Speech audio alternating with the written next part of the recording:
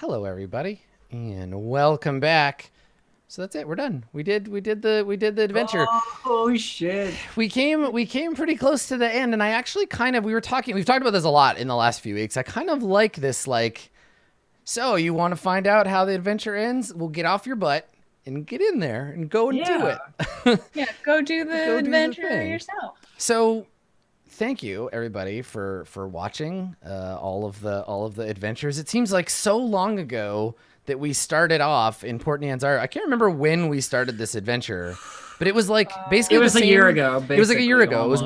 It was the day that Tomb of Annihilation was available on Roll20. So we've been at this a while, and I love this adventure. This adventure is awesome. It's been so good. Yeah, I had a really good time. Now for me as the GM, as the dungeon master here, it's a little different because I can just sit here and be like, haha, I know the puzzles that you're struggling to solve. Oh my god, those puzzles. But I kind of I don't know, I kind of love those. I kind of love the dumb puzzles. But I want you to have to solve them without knowing the answer, and just like I want the pleasure from having to have like sat there and suffered. I want to see you suffer. So GM it. Yeah, And what then did No, you but get? Adam Something. already knows the puzzles, so like a different puzzle. I want Adam to have to solve the puzzles. But the problem will be is that like he'll just end up being really good at puzzles, and So you'll never get satisfaction because I'll never Adam's get solving any puzzles. All right, satisfaction. well, I mean, So I think not much we can do about that I design-wise. think what's interesting about this particular adventure is that it's divided into sort of three parts, right? There's the big scale wandering around in the jungle, there's the medium scale of wandering around in the city, and then there's the small focus scale, the very traditional kind of Dungeons and Dragons. yeah. The expected stuff there. So I really like that it had that kind of like variety. Me too. And I have to say, like, it's the only thing where I've done a hex crawl or I've done like a large map reveal as we go, where I've been like, oh god, this is actually fun and we're finding cool stuff, rather than let it end. Mhm. Yeah. You know what I mean? Like, that's it's Yeah. just like I I was haven't- kind of into the travel stuff because some abilities became so much more relevant than they would ever be in any other situation. When you're like, oh, I have double travel speed, that fucking matters here. Yeah. Yeah. But it does not matter in like campaigns where you're just hanging out, you know? Mm-hmm. Yeah, for sure. And then I feel like also like it's hard to strike a balance between like not wanting to do a bunch of the same encounter over and over, and also like leveling your character in the appropriate amount Yeah. of time.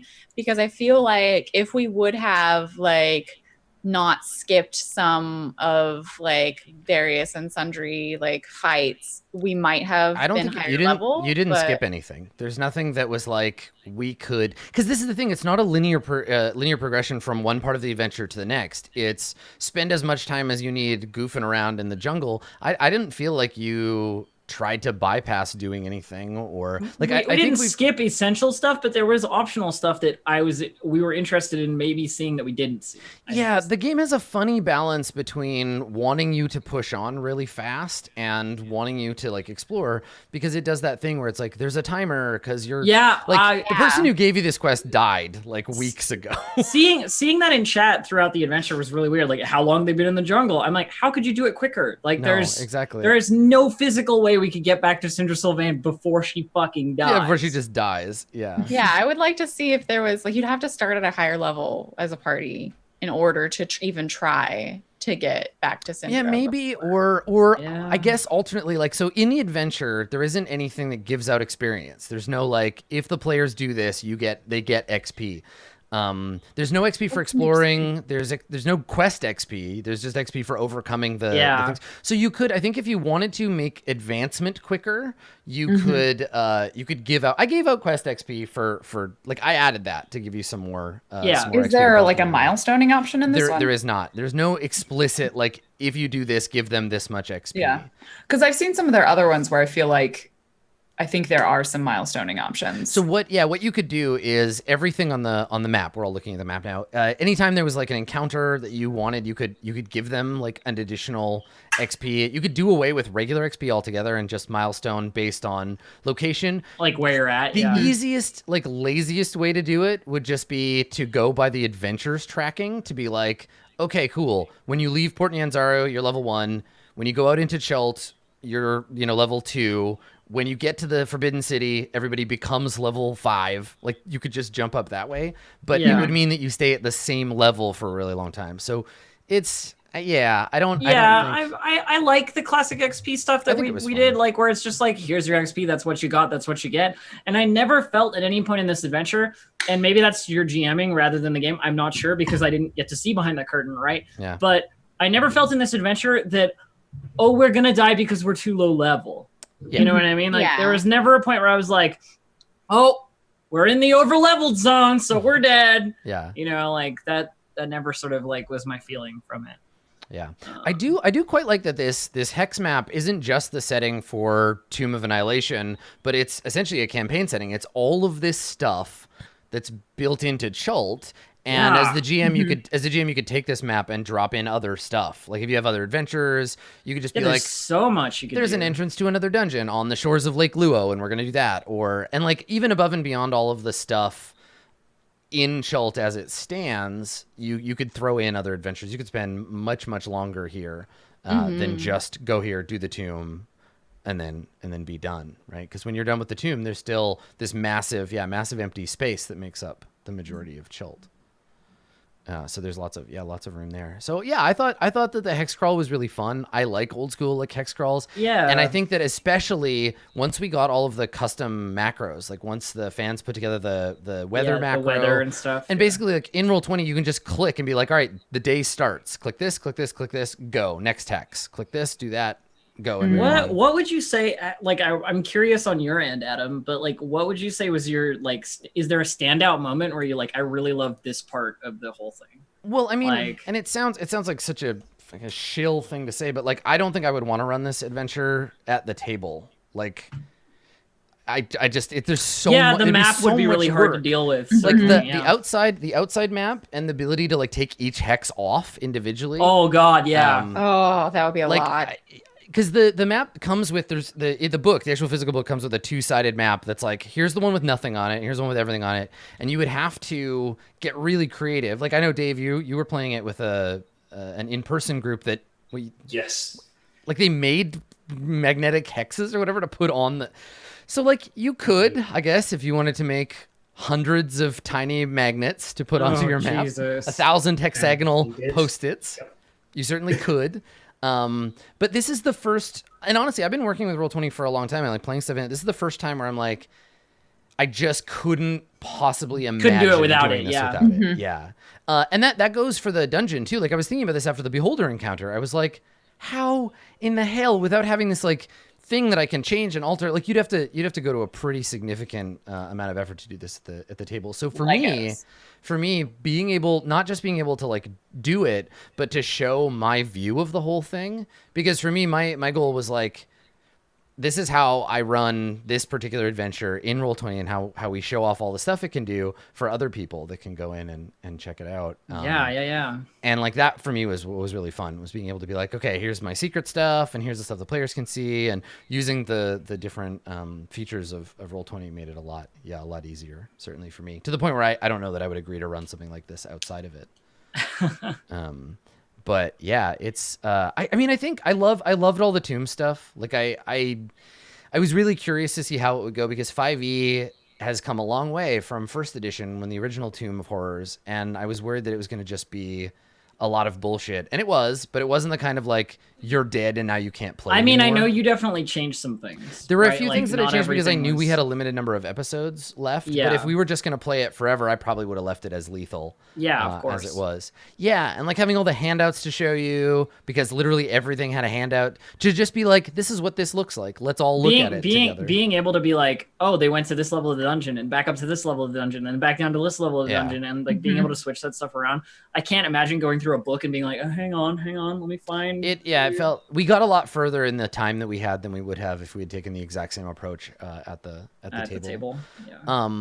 I mean, for me, and this is why I don't like characters with like big, long, complex backstories, is that I don't care about what happened to your character before they showed up for the adventure. No, it's not important. Yeah. The backstory is what we're doing now, where we're like, okay, cool. So sure, Ishii had a concept, but now Ishii has a backstory that involves crocodile backpacks and her friend Arcturus and Malik and Little Fox and Melivora. Yeah, and that's the thing, right? Like the this character thing becomes part of the group rather than having like a 50-page backstory when I get to when we get to you. Yeah, we have context that we can go back and look at, which I think is super cool. But what about y'all? Like, what stuff stood out as like fun or interesting for you? What did you enjoy? I like rolled most of the stuff for my character, so I knew I wanted to be the like anthropology thing that you got, or the like cultural, like the thing you got for the Tomb of Annihilation, the background. But like I rolled what it was, and it ended up being the Aarakocra, which I thought was really cool. Like, yeah, I was really glad that came present in the setting. And so like that was another thing where it was like, who knows why like this weird fish boy studied birds, but like now it's relevant. And when we role played it, like it was a really fun thing to do. And like like you said, like the character didn't necessarily need to have a backstory coming to Chult, but like as we went on, like other things came up, like everything with Azaka, and then like it was just like, okay. I also really liked like the tomb. I didn't think I would like so much, and I still feel like if I were to go back and do some of those puzzles again, I would hate them. But I loved all of the NPCs that they put into that space. Yeah, right? See, the NPC thing is the opposite of the traps. I loved the traps because they tortured you. The NPC thing was a nightmare for me because it's like 9 individual voices you have to come up with, plus a mirror full of another 9 characters, plus several magic skulls, plus like there's a lot more NPCs than you would expect in this dungeon. It was a lot, but it like kind of made the traps and stuff like worth going after. Right. Also, all of those magic items and like those really helped level the party in a way that didn't manually level. So what's funny and sort of mean about this dungeon is that all of the spirit magic items, they disappear when you leave the dungeon. They vanish. What? So the spirits go away, and those magic items. Oh, speaking of magic items, we were one long rest away from Ishii turning into a goat person. What? So if you wield the striking staff for 24 hours, you turn into a goat man. So that's why that guy was like part goat. You get turned into a goat kobold. So I mean, it wouldn't be that much of a change. You still eat garbage and have horns, but it would have turned you into a goat bold. A goat kobold. Mm-hmm. You get to keep the staff, but you turn into a goat kobold. So that would have been pretty funny. That would have been so weird. The horns just get more like, longer, and you get furrier, and you just want to eat more garbage. It's fine. Yeah. It's interesting. Dave, I know you were concerned about like the level caps, and like, did you feel like, because you were the end bit of the adventure is supposed to go, you're supposed to be like a level 11 by the time you get to reach the bottom of the dungeon, which clearly wasn't really happening or wasn't going to happen. I don't think two more levels of the dungeon would have given you enough XP. How did you feel about like the balance and the encounters and stuff, Dave? What did you think? It's really interesting to think about this now that I've run the beginning part of it and doing the hex crawl.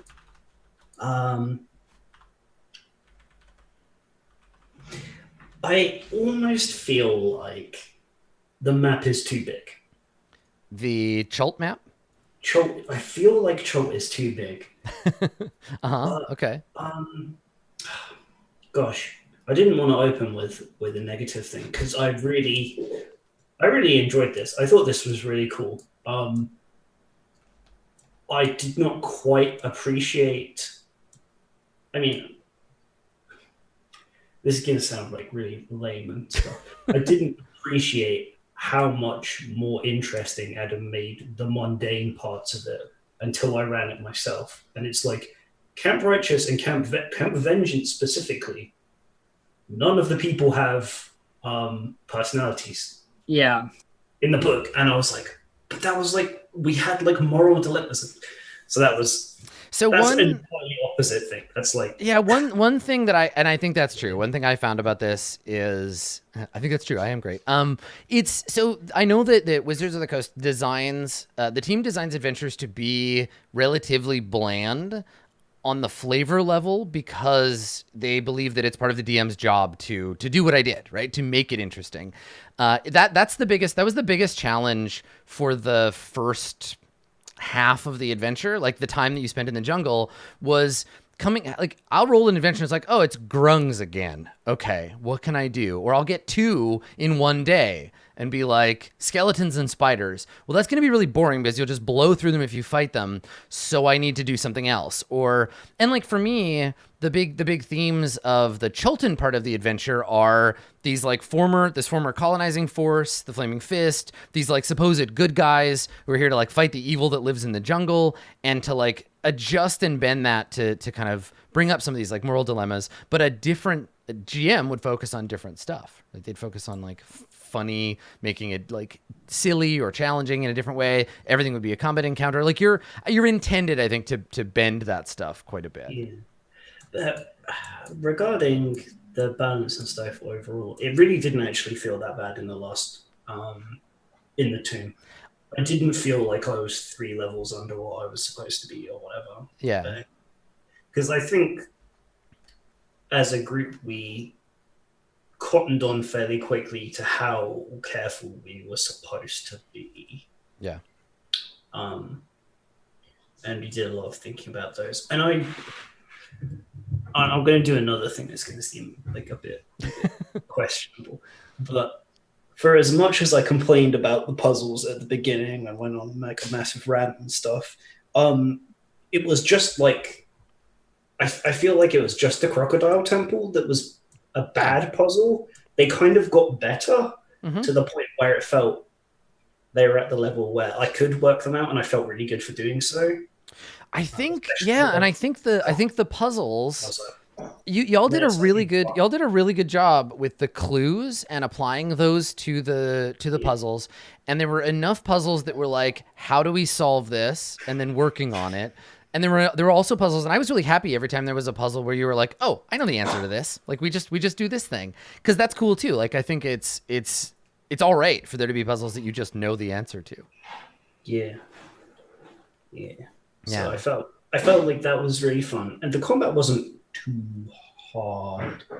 I'm glad you removed some of the instant kills because I don't think those are fun. So the way 5e does so in Tomb of Annihilation, it's different than it's the originator. In Tomb of Horrors, there was a lot of make one saving throw or die instantly, which is fine. Yeah. That was par for the course for AD&D. There was also a lot of if you do X, you are killed by Y. No save, nothing. Like you walk up to the demon mouth and you stick your head in, you were obliterated, you're dead. The end. Sphere of Annihilation. Yeah. No save, no nothing, right? So the way they do it in this one is there were a lot of effects that said, if this reduces you to 0 hit points, you are dead. Like no saves. So there's a lot of like 60 damage if you go down. Yeah, the new instant kill is if this drops you to 0 HP, you are dead. No death saves, whatever. You're dissolved. And there were I can think of three times that happened in the dungeon. That sounds right to me. But there was disintegration in the chest. The scarabs probably. Yes, yeah, they would eat you and you'd die. I don't remember. Yeah, the beholder had a few abilities like that, like the disintegration the beam, death ray. Yeah. So there are a few of those, and it's interesting to see the way 5e like wants to have that done. And I think that it's interesting. I think what's cool about adventures isn't just what's in them, but what they imply or will allow you to apply to your own game. And what I think is great about Tomb is it creates a framework for hex crawls in 5e. Which is the best. Yeah. So that's the most useful tool in this whole thing, where if you wanted to make your own exploration adventure, you could create a hex map and create a hex map over top of your own map in Roll20. You could make a little hexagon token, and you could replicate this to whatever detail you feel like doing in your own game, which I think is cool because now we have like an official framework for it, and I think that's the biggest tool. Yeah, what's really interesting to me actually, as thinking of this as a product that and stuff that people run in Adventurers League as well, is they just spent all that time doing the hexacle stuff. Mm-hmm. And then the next season, you don't get standard XP anymore. And I'm wondering, like, how far ahead were they thinking about that when they made this? Because there's no milestone stuff set here. So running it in season 8 now is a very odd proposition, just because there's no like stuff for you to work out anymore. And it has to be time-based, which, I mean, is a way of doing things. Yeah. I just wonder how that's going to work for people. Yeah, it's interesting looking at the Adventures League as like a side thing, and how cause they usually like rotate around the adventures, which I think is, if you're playing at home, those Adventures League things can supplement like what's going on in Chult, right? You can have like extra adventures to go on while you're there. Yeah, that makes sense.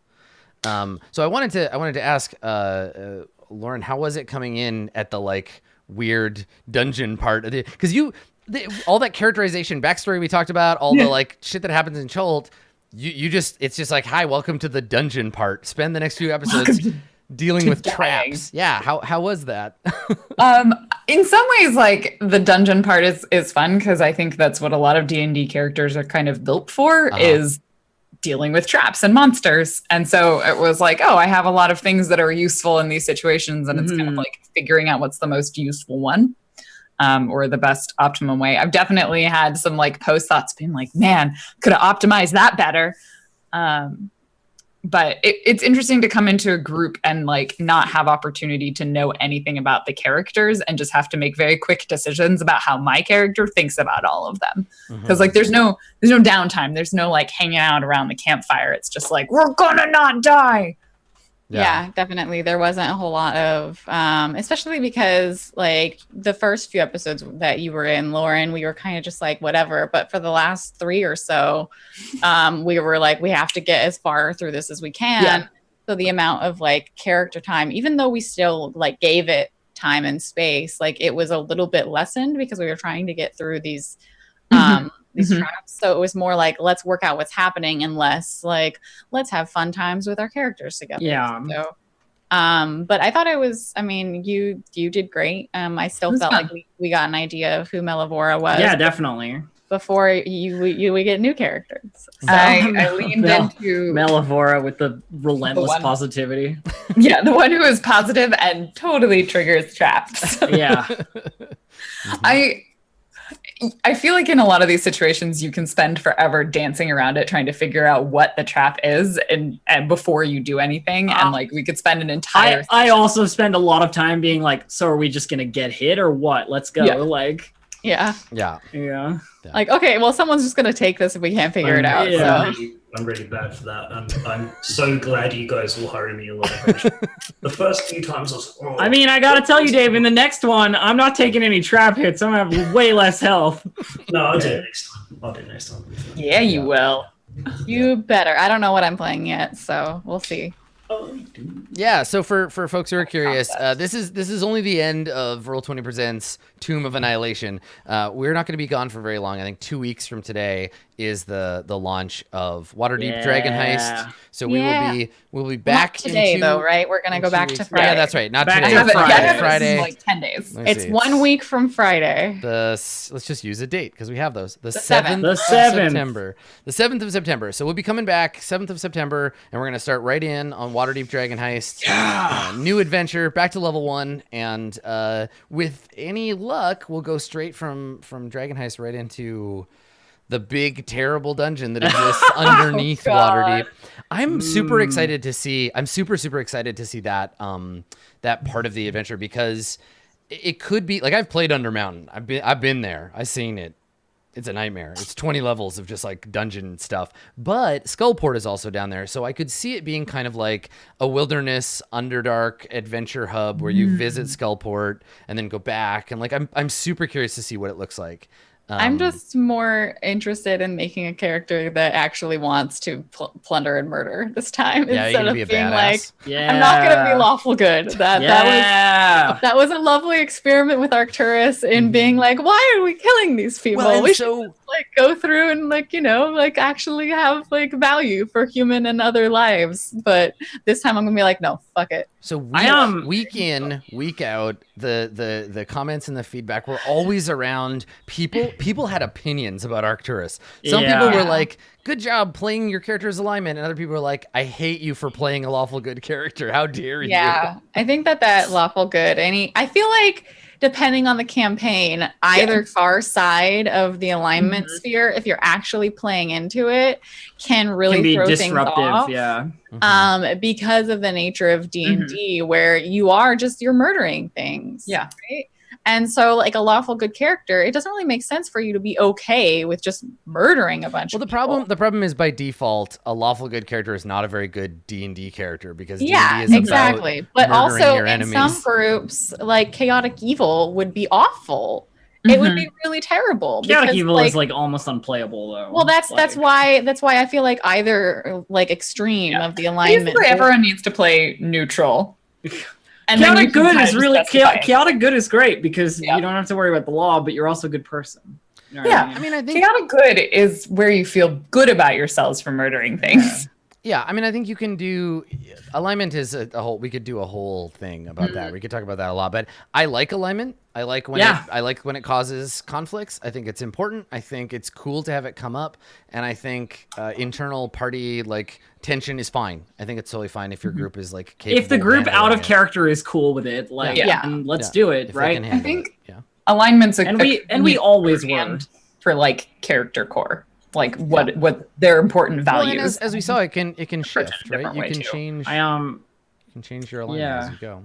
Yeah. I mean, I have to shout out, like, having played through this campaign with this particular character, I have to shout out the fact that, like, everybody seemed to like Ishii mostly. I was pretty sure I was going to piss everyone off, like, with the voice and the fucking attitude from the very beginning. But She's like, the best. way more popular than I ever imagined Ishii would be. Like, You're in a video game. I don't understand why Ishii's the one that people are like, oh yeah, it's so good. My favorite things, the two things that I love most about this campaign was one, having people say, I hated Ishii the first time I watched, and I loved her the second time. Yeah. And then also, and this happened all the way through, was people coming in who had not seen us play games together before, who were like, whoa, this is really different or really interesting, or like a way of playing D&D that I'd never seen before, which I think is super cool. Because, like, we do the role play, but we also care a lot about the rules. Yeah. Like- I feel like this is a really well-balanced group in terms of like focus on specific stuff, like being able to say like, okay, this is a role-playing moment and we're going to do that. And then this is a complicated fight. And there were moments where as soon as it got really serious, we could tell, because we were all just like, okay, fucking shut up, slow down. Shut up, tell me exactly what's happening. Tell me exactly what you're doing. And I love that we had these varying like stages of tension that would happen. So yeah, we'll continue in that style. We have this sort of rapid movement through the way that we play D&D, and hopefully you found that interesting. Hopefully watching it helped you get a better handle on how to use Roll20 or even how to run this adventure.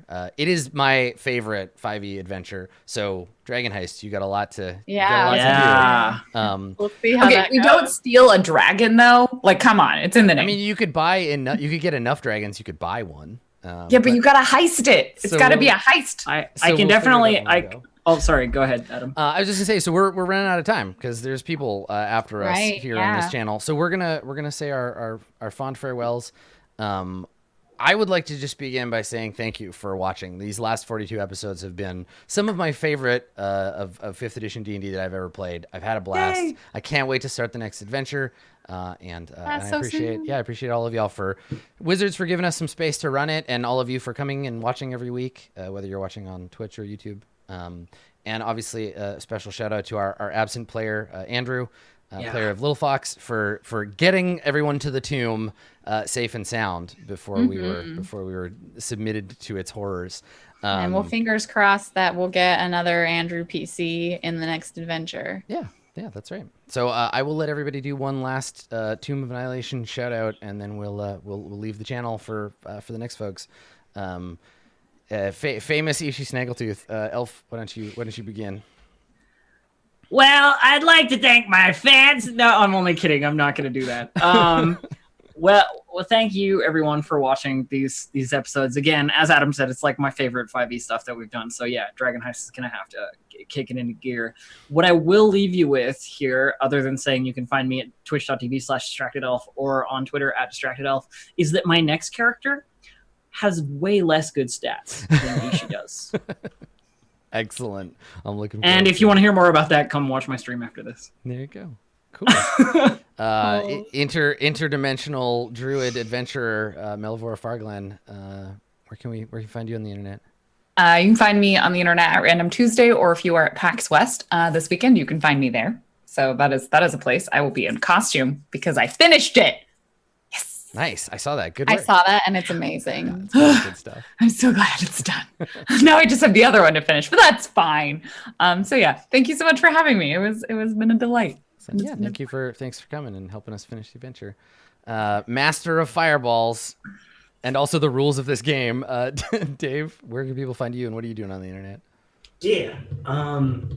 You can find me at Dave_the_human on Twitter. That's the best place that you can find me on stuff. God, I'm just so thankful that we had an opportunity to do this. Thank you so much to Adam for running it. Thank you, Elf, Luch, Random Tuesday. Sorry, you don't shut Lauren. me down. You can call me Tuesday or Lauren. Okay, I wasn't sure if I was allowed to. Yeah, no, I'll respond to whatever. It's fair. Yeah, thank you for letting me play. And my secret thing is that I'm not going to be a human next time. I already know I'm playing. Excellent. Core race. Just saying. Cool. And last but not least, timid fish boy, now clad in shimmering samite with a hat made out of octopus gold. I really, really need someone to draw fan art of Arcturus in a fancy robe and an octopus crown because he's at the height of his majesty. But I still can be more majestic. It's true. You can find me being majestic on twitch.tv/bluejay or on Twitter at bluejay_712. And you can see every roleplay thing I've ever done, including this now finalized campaign on bluejay.tv/portfolio. Fantastic. Mm-hmm. Thank you. Well, thanks for watching, everybody. This has been Roll20 Presents Tomb of Annihilation. Thank you to D&D for having us. If you want to check this out, if you want to watch any of the previous episodes, or you want to go and re-binge the whole thing, just the links are down below. Go to our YouTube. They're all up there. This episode will be live this weekend. We're going to take a week off to go to PAX. I will also be there. And then after that, we'll start our Dragon Heist. So make sure you keep on following. Thanks for coming, everybody. And if you want to find out what the last 2 levels of the dungeon look like, you're going to have to go there yourself. So good luck. Thanks for coming, everybody. This has been the very last episode of Tomb of Annihilation. See you next time. Bye, everybody.